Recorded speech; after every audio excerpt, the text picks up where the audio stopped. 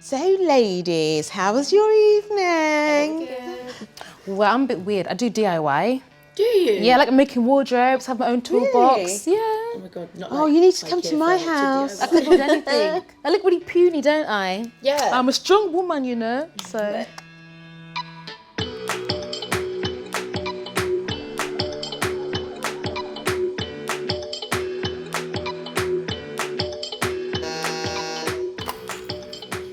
Hello. Please come in. Thank you. My name's Greg Slocum. I'm 52, ex-forces. I'm now a professional tattoo artist. I live in Lincolnshire, originally from Cardiff. Hello. Hiya. How are you both? All right, thank you. Good, thank you. Can I have your surname, please? Slocum. Can you please sign in for me here? Yeah, certainly. There you go. I met Greg in a pub and got him drunk, basically.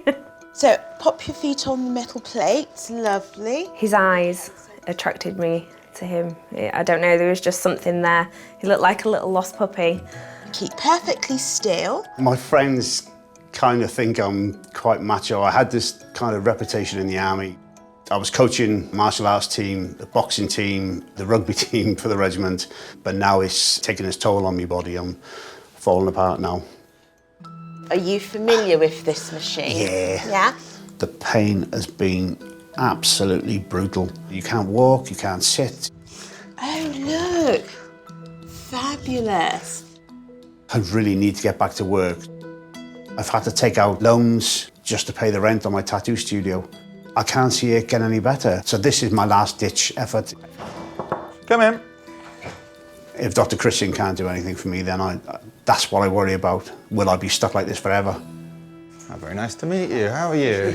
Good, thank you. Come and have a seat for me. Thank Here. you. Cheers. Take your time, actually. Sit yourself down. Excuse my slowly slumber. It's No, I'm already sensing what the problem might be. over 20 years military, so I'm pretty good with pain. But this has gone to a whole new level. It's just absolutely ridiculous. It started with a simple ingrowing hair right next to my anal canal, which turned into an abscess. And then they've just become reoccurring abscesses, which has progressed into a fistula now. Yeah. An anal fistula is really a connection or a canal between your rectum, between the bottom, sometimes even the very outside of your bottom, and the inside, the gut wall on the inside. They can be extremely painful, they can become infected and discharge pus and blood, and also they can spread, they can branch out and become really quite complicated structures that can be very, very difficult to treat indeed. I know, just looking through medical records and things, you've had lots and lots of things done. It gets actually infected and it turns septic. So I've had 3 emergency operations. And do you get a sort of build-up of pus and things in there? Yeah, pus and blood. And it's got that excruciating. I've tried to cut them with Stanley knives and all sorts, just to relieve the pressure. I know. Don't do that. Please don't do that. I know how it sounds now, but Yeah. it got that bad just to relieve some of the pressure and the pain. I've literally been on my back for 10 months because I'm either pre-op where it's infected, post-op where it's the gaping hole they've left, cutting everything out, being packed and prodded every day. So it's literally, it's ruining my life. Yeah. I can't do nothing.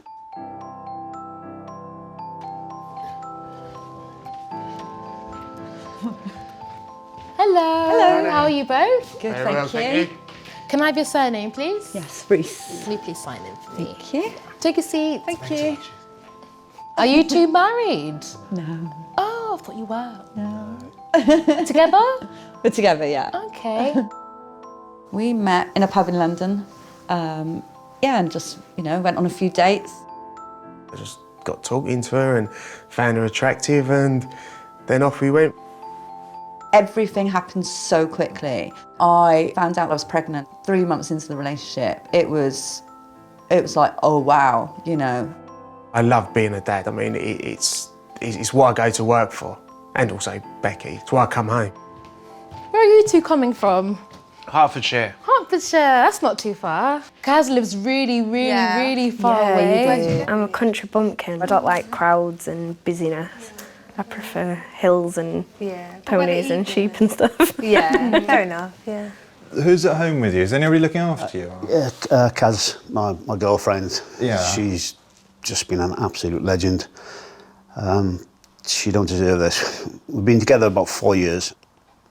She's a beautiful person on the inside and out, and she's constantly looking after me.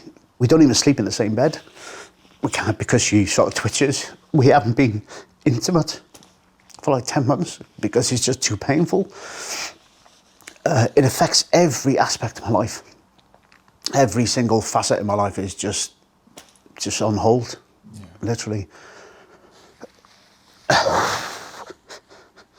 I hate the fact that I'm like this. It's okay. Oh, sorry. I literally can't do nothing from being, you know, the provider and the soldier and all the rest of it, and all of a sudden I'm just useless, just laying on my bed. It's just, it's on a downward spiral, and it's getting pretty bad. I understand, all right, okay. Sorry. It's all right, don't worry. You're allowed to cry. Here. Nothing wrong with that at all.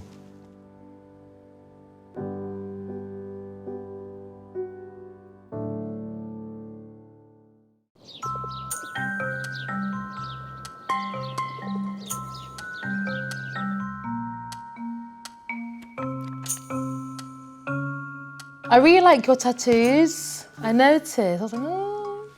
I want a tattoo, but I'm really scared of the pain. Most of them are not that bad. It's Okay. just certain places hurt more than others. What places hurt most? Your chest. Oh, Yeah, right. avoid that like the plague. I've literally, this is the first I've sat up for 10 months. Yeah, it's been a nightmare, to be fair. It's been a real struggle.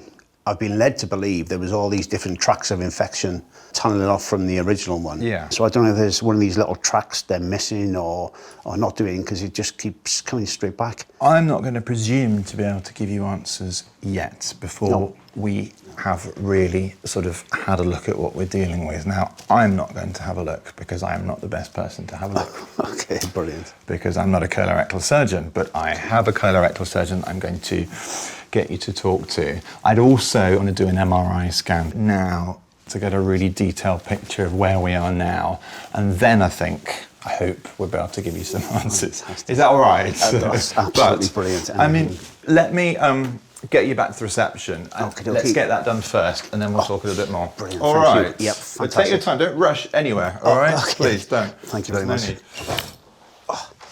Brilliant, thanks very much. Okay, turn left down there to reception, and then you'll be off for your scan. Brilliant. Okay, Thank you and very we'll much. See you again. Thank you. Hello. Yeah, all right. All right? I'm pregnant. You're pregnant? Yeah. Congratulations. Thanks. Oh, I gotta go for an MRI scan.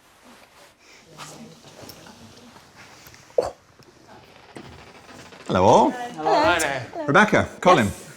Come on Right, through. see you in a bit. Thank you. I had no idea that trying for a second child was going to be this traumatic, because No. the first one was just, well, Elliot was just... It was easy from start to finish. It was... We were lucky. It was very easy. It was didn't have to think about anything. So, what can I help you with? We have a child, and that pregnancy was great, very textbook. And then in the last year, we've had 2 miscarriages. With the first miscarriage, of course, didn't think I was ever going to have a miscarriage, didn't know much about miscarriages. It was really quite traumatic. And then we found out we were pregnant again. So that was great. But I was worried that the same thing was going to happen. And it did. It happened in the same kind of way. I mean, it's clearly very, horribly, horribly devastating for both of you. And I really sympathise with. How are you two getting on with it all? It's been... My whole thing was when we had the first miscarriage, I never seen Becky that upset and that distraught and everything. And the whole thing was basically making sure that Becky was all right and also that Elliot wasn't getting affected by what was happening. The second one hit you worse than it hit me. I thought the second one was going to be a goer. I thought we was all okay with that one, but it didn't, and that one hit me because I was confident that I thought it was going to go the term. But why were you confident? Just because I don't know, couldn't be just more the than one? feeling. Yeah, the feeling. Just the feeling. I just had this feeling. You know, is my cycle dropping off? I've just turned 40. Is it an age thing? And it's now just the fear of going for it again, having another miscarriage. You know, we do want another child. Yeah, definitely, yes. You know, from having a first easy pregnancy, what is going on now to 2 miscarriages in a row kind of thing? One thing I can't stress enough is that the more you're stressing about it and every day that you're worrying about it, the less likely you are to get pregnant. Yeah. All right? Yeah. Sometimes there are definitely underlying medical causes that makes carrying a baby to term very difficult. Right. You know, and your age does slightly increase the risk of these things happening, not because there's any problem, simply the, you know, advancing age Yep. is the factor. I'm very happy for you to you know, have a chat with the gynaecologist. Okay. What I think they will be able to do is initiate some tests and things for you as well. See how you go for a bit after that, you know? Definitely, yes. My hardest thing has been seeing Becky go through this. It's very hard to watch. That's probably the hardest for me.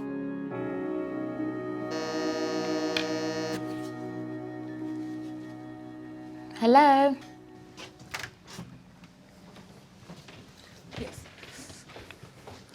My name's Courtney, I'm 28 and I'm from London. Hello, ladies. How are you? Yeah, good, thank you. I work for London Ambulance in the call centres. I've got 2 children, youngest is 3 and the oldest is 8. Here we go, celebrity hair, 43. I do spend the majority of my life at work, but when I am about, then I do a lot of things with the kids, outdoors. We try to spend time as a family together. Where are you two coming from? South East London. Oh. I drove up from Bournemouth. Are you sisters? Yeah. Oh, right. Yeah. You live far away from each other. I'm moving back though, to be closer to her. Oh, that would be nice. Yeah. Do you live home with mum and dad? We're both married off now. You're both married? Yeah. The No dinosaurs, way. yeah. My condition's got to the point now where something has to be done. Every day I live my life, I think about it. I haven't got the confidence to show my husband and stand in my full glory and be like, well, this is who I am, because I don't think it looks pretty.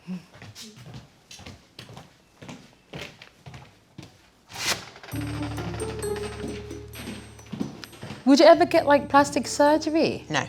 I would get it. What would you do? I would get a bit of a nose job. You know, like my side profile. Yeah, what's wrong It's with really it? bulbous. Doesn't matter. Can you not see the look bulbousness? great. You see, we're never satisfied, are we, with the way we look? We always want something that we don't have, and people will go to extreme extents to do all sorts to their bodies. I saw one guy, he put cement in his bum. A guy. Cement? Yeah, to have a big bum. A donkey. No. Yeah. Was this on TV? Yeah. Cement. Cement. So you've had the 2 miscarriages and the 1 successful pregnancy, and you're now hoping to get pregnant again. Hoping to get pregnant again. And hoping that it's going to be a successful pregnancy. Yeah. Okay. The most important thing is you had a successful pregnancy. Right. So that rules out a lot of issues that may set a lot of people with recurrent miscarriages. If you had 3 or 4, but having had a normal pregnancy is the greatest insurance you've got. Oh, really? You're 40, so obviously there's not endless time ahead of you. Right. And I guess that's in your mind too. Yeah. So probably going forward, we really wanted to do the scan to rule out any cause of miscarriages, which could be things such as fibroids, or then something that's causing ovulation to be a problem, such as polycystic ovaries. Okay. Yeah. Without having a scan, without having blood tests, it's very easy to think, oh, there's something wrong.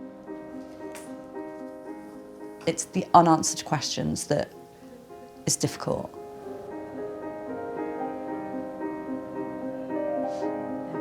The first miscarriage affected Becky very emotionally. I think it surprised her. I think it surprised Becky on how much that it affected her. I clearly remember going in for the scan and they had the screen up on the wall in front of us. I could see, well,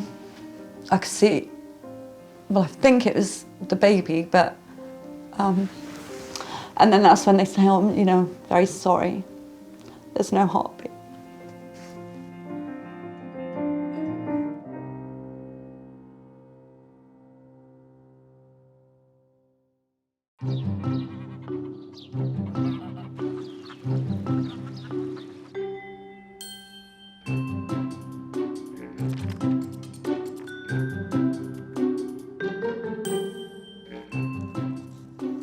Hello, Angela speaking. Hey, Angela, I will have Courtney, please. On her own, I think, to start with.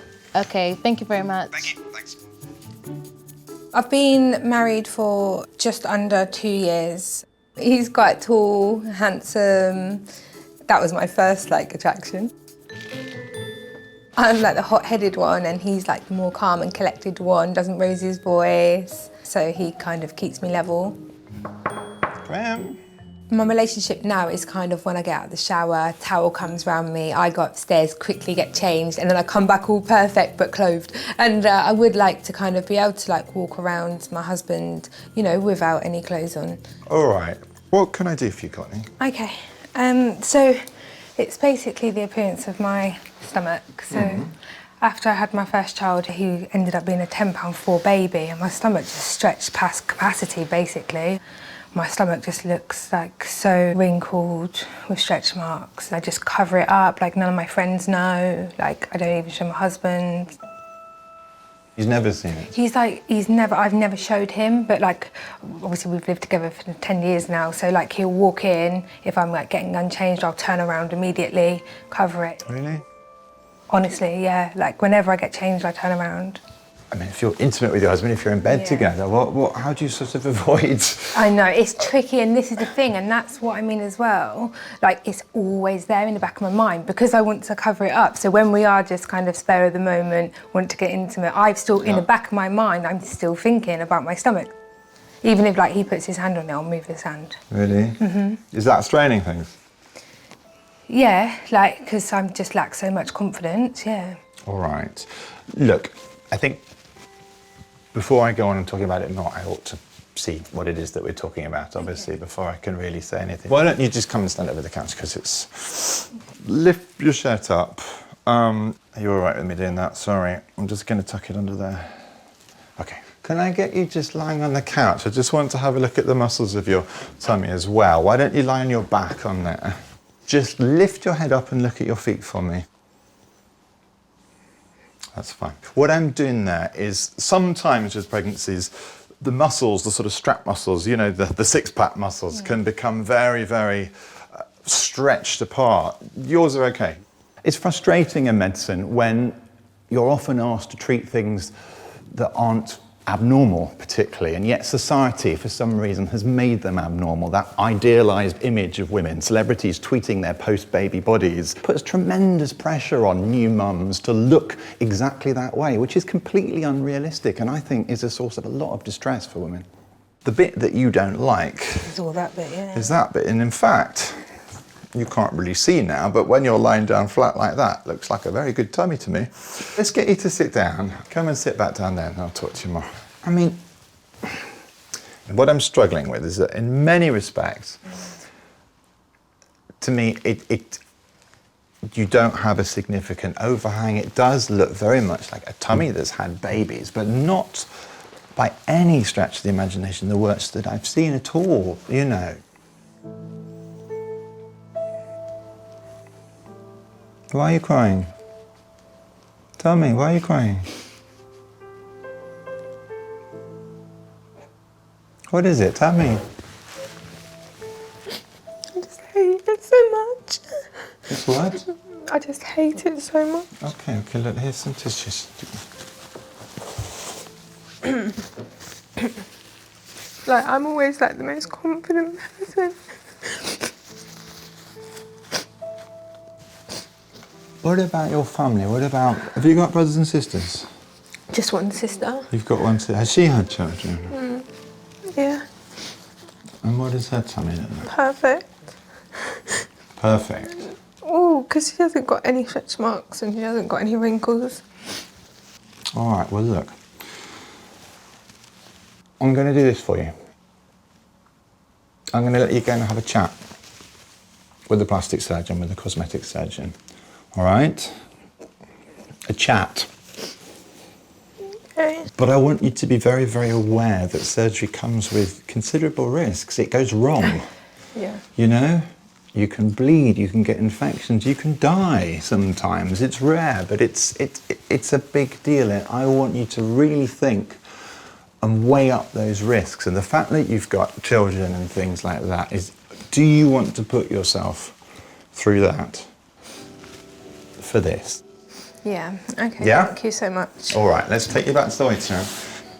Don't tell them I made you cry. All right? Tell them I'm lovely. I will. Thank you. See ya.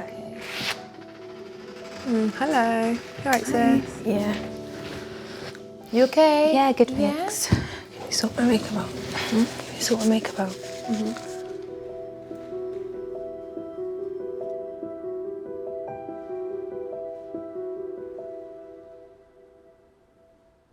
It's not a male thing to do, is to meet up with your friends down the pub or go to work and go, "Hi, how's your day? Yeah, oh great, yeah, we had a miscarriage yesterday." It's just not part of the conversation, you know. A miscarriage happens and that's between you and your partner, you know. Hi guys, let's follow me into treatment room 2.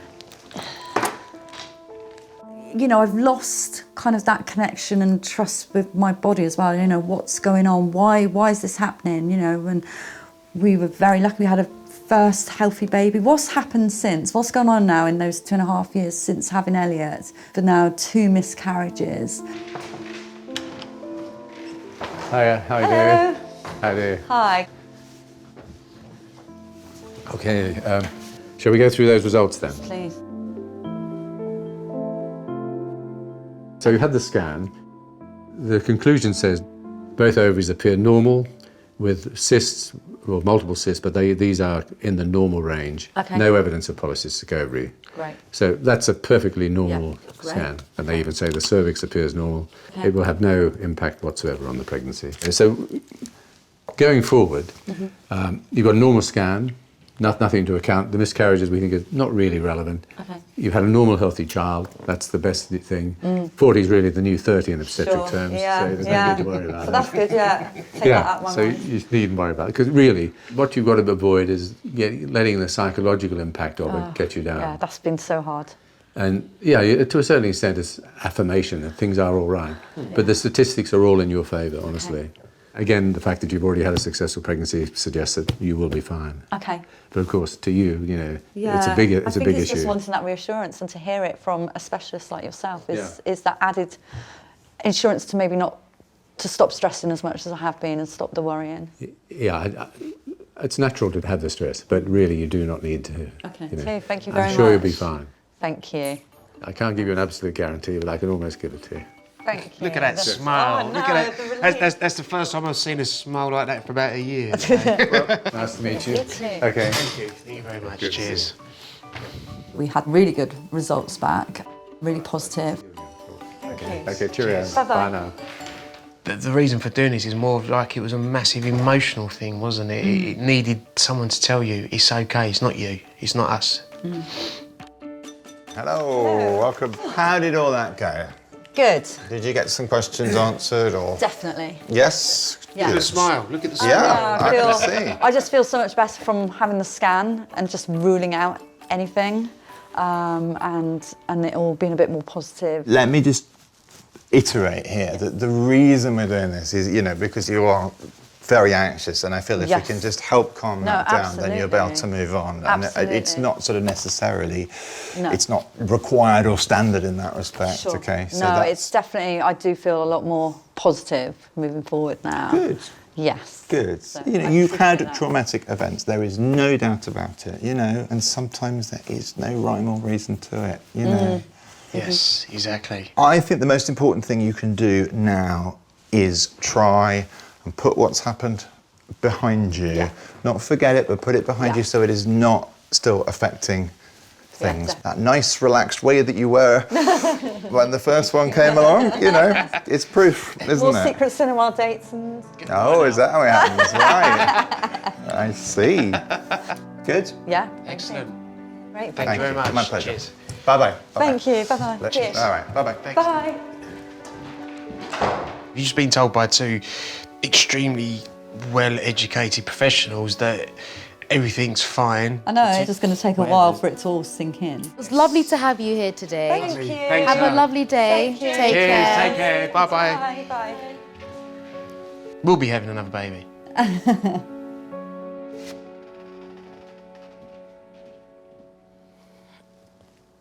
My MCA.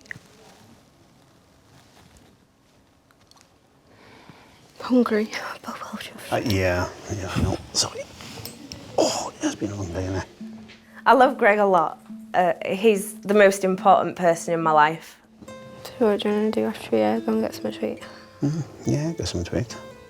I'd just love us to go out again, start enjoying life again, rather than just being sat in the house constantly thinking about whether he is going to get better, how he's going to get better, when he's going to get better. We haven't had sex for about 10 months because of everything that's been going on. Okay, Greg, our specialist is ready to see you in treatment room 1. Brilliant. Thank you very much. Right. There's 23 years difference between me and Kaz. So I thought, oh, maybe, you know, well, if I can satisfy her in the bedroom, then maybe she'll find someone else. Just, you don't feel like a man. Just feel useless. Come in. Hi. Hello. Is it Mr. Slocum, is it? How are we doing? Yeah. How are you? Nice good, thank you. Yeah. Come take a seat. Thank you. Cheers. What's been happening? I basically started 5 years ago with a simple ingrowing hair, turned into an abscess. I had Where was that exactly? history right next to my bum. Okay, so around the anal verge. Yes, basically. yeah. So that turned into an abscess. Yeah. This year, it's now turned into a fistula. So I wasn't sure if that tract is the only one or if it's leading off somewhere. Hi, hello, sister. I just want to examine Mr. Slocum. So what I'm going to do is, Mr. Slocum, are you able to get up on that couch? Yeah, Just a bit high? yeah. You lie on your back first, and then What I'm going to do first is just examine the area, if you don't mind. Just relax. Okay, let's remove this swab and pop that in the bin. Okay. Okay, let's just have a look. So what I can see, yeah, you clearly got a seton in place. A seton is one of the ways that we treat anal fistulas, and it's essentially a sort of strip of rubber or plastic that's threaded through the fistula canal and it's left in place, and it helps fluid, any infection or pus to drain, but also it gradually works its way out of the fistula, cutting through, and the fistula heals up behind it. And the abscesses occur right next to it, don't they? Right next to at the head of the seton, yeah. Yeah, the tract looks quite clean. There's no other stigmata. Just relax yourself, that's great. Until it's broken, you will never know how much you use your sphincter muscle. Everything moving, coughing, sneezing, literally anything, you don't know how much it hurts. I'm going to just examine you internally, if you don't mind. Is that all right? Yeah, if fine, thanks. If it's too painful, tell me and I'll stop, all right? Just relax yourself.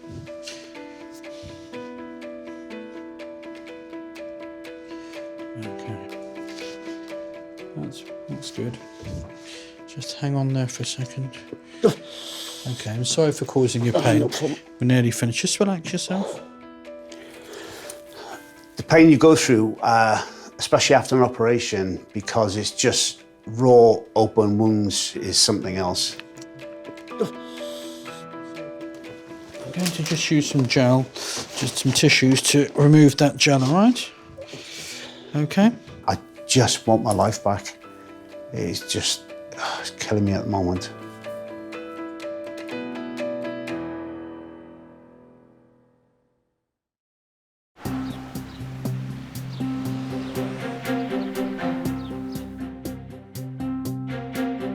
Quite cold in here, isn't it? Are you cold? Yeah, you said. Are you guys cold as well? I'm alright at the minute. Yeah, I'm okay. I'm a fat lad. It takes me ages to get cold. Hi Greg, would you like to come through with me? Yeah. Here you are. Hi. Thank you. So, take you to do your MRI. All right. Wow. The problems with anal fistulas are they can spread by sort of branching out till you have complex networks of fistulas, and this makes them really hard to treat. So I want to do an MRI scan to get a really detailed picture of where we are now. It's been the worst 10 months of my life. It really has. I just feel useless, worthless. It might be a draconian attitude, but I feel I should be looking after Kaz. I mean, I try and put a smile on my face when she comes in from work, but she says, look, you're smiling with your mouth, not with your eyes. He likes to take charge and do the things he wants to do, but because he physically can't do it, and I am, it winds him up, I think. It's just hard and awkward because there's only so much comforting you can do without repeating yourself. How did it go with Dr Christian? Yeah, really good. I can see the specialist and see what they say, basically. Okay. Yeah. You feeling hopeful? Yeah. Yeah? Oh, good. Trying to be positive. Exactly. It's definitely affected my sister's confidence. Definitely, especially with her relationship with her husband. He told me worst case scenario. Like, he was like, oh, people die. Like, people lose blood. Lovely. That's nice. He's actually never seen her stomach. It's hard to believe, but she just covers herself up all the time like an old woman. Hi Courtney, Angelica's ready to see you now. Deep down, she's just so upset and gets really depressed about it. And it's not nice to see. Hello. Hi. I'm Come Courtney. in. Nice to meet you. Nice to meet you as well. I just would really love to be able to be back how I used to be and be completely confident in my body. I think it's kind of like my last opportunity to try and do something about it. Great, okay. So what is it that you don't like? Tell me. All of this whole part here, this whole part. the skin. So The skin, like right. all of my belly button doesn't look normal. If you see, it looks like a prune. Like Yeah. And when I lose even more weight, this goes even more like this. And so Okay. where I've put on a few pounds, it's filled it out. It's filled it out a bit more.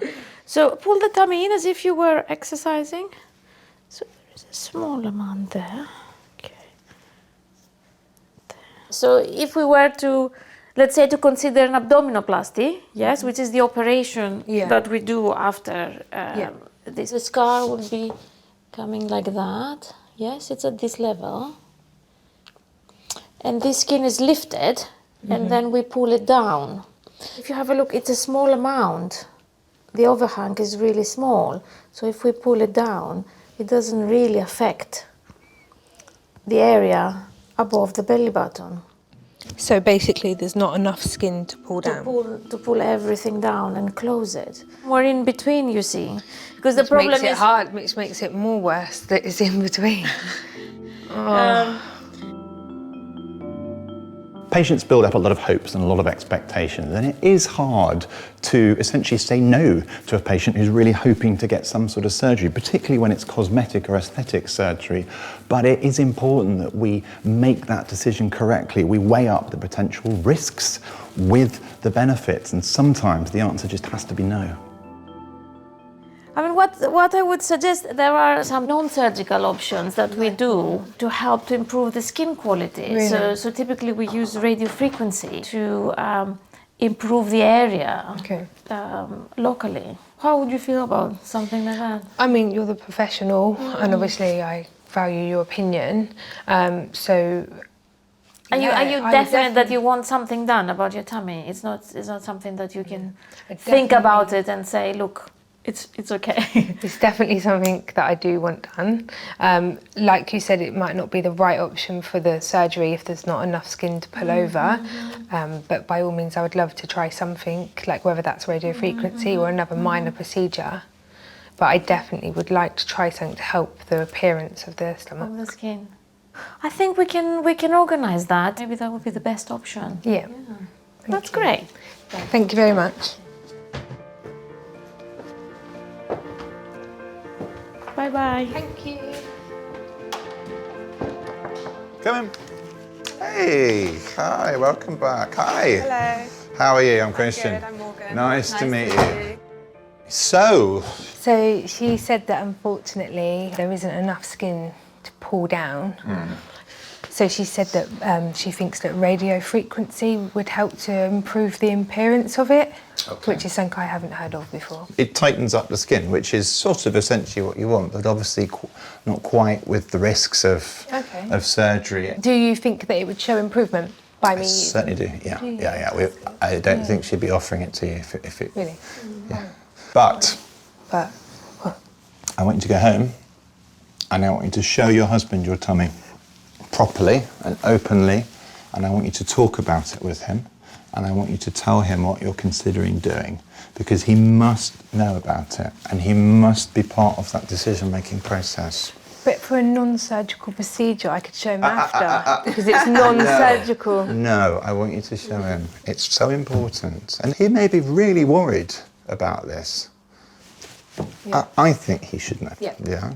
Mhm. Do you think that's the right thing to do? Definitely. Yeah. 100%. Good. Thank you. Lovely to see you both. Thank you for coming in. Have a nice day. Let me show you out. Thank you so much. Have a All nice right. day. My pleasure. Nice to see you both. Bye-bye. Bye. It's so lovely, isn't it? I'm going to go home today, and I think that my mindset now, after speaking with Dr Christian, I will have the confidence to show my husband my stomach. How did everything go?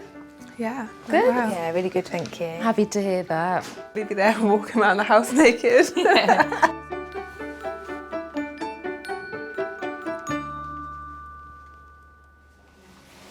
Are you guys nervous? You are, right? Yeah, my blood pressure was a bit through the roof. Don't be nervous.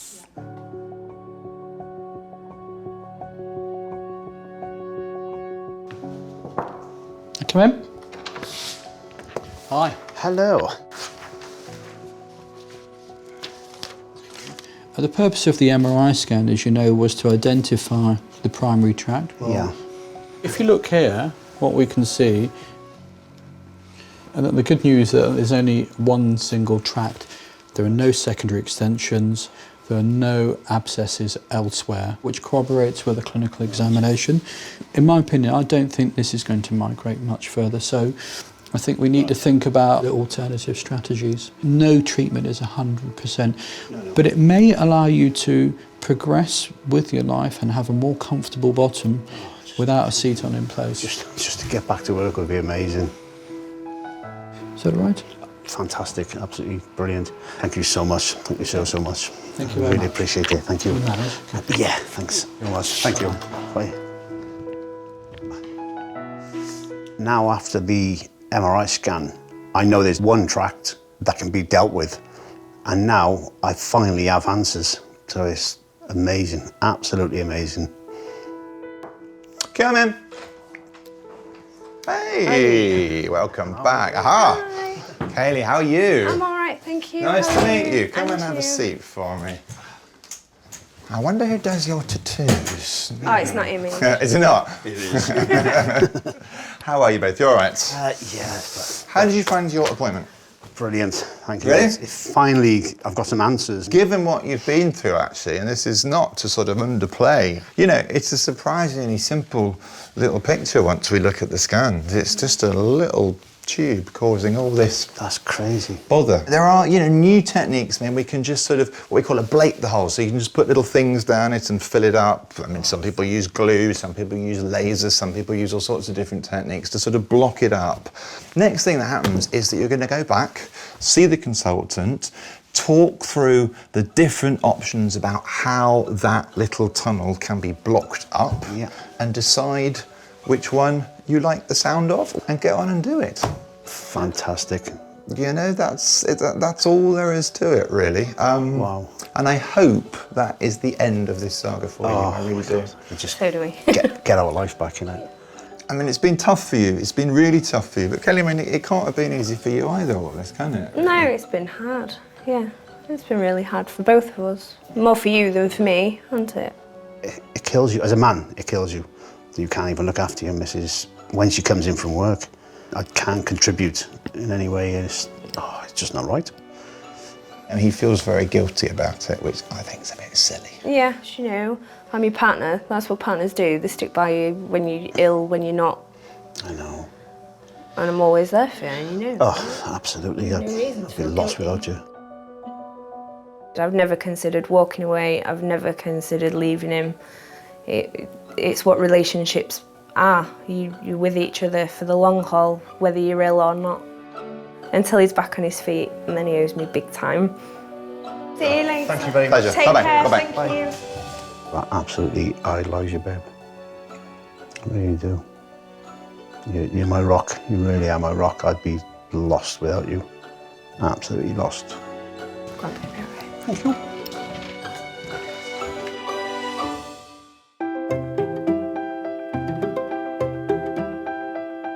So I've just arrived at 129 Harley Street to have my procedure done. So the procedure is now underway and I'm excited to see some results.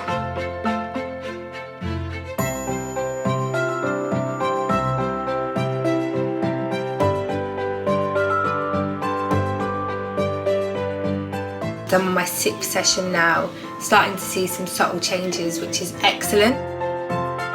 I have been showing my husband, he's super proud, so we're hopeful, fingers crossed.